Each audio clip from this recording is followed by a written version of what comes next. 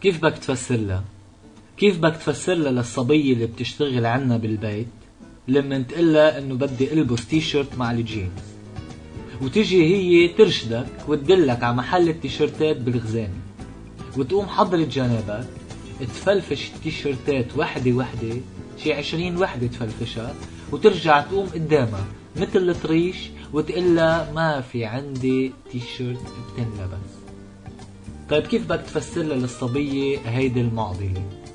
شو يعني؟ ما في عندي ولا تيشيرت بتنلبس؟ هودي ال20 تيشيرت اللي نتاعهم بالغزانة شو؟ وإذا ما بينلبسوا هودي ليش نتاعهم صار لك كم سنة ورافض تتخلى عنهم؟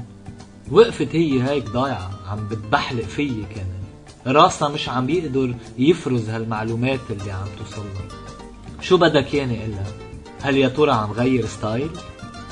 أو إنه الموضة تغيرت؟ أو إنه جبتهم بالغلط؟ أو إنه كانوا حلوين وبطلوا؟ أو إنه ما بقى يليقوا فيي ببساطة؟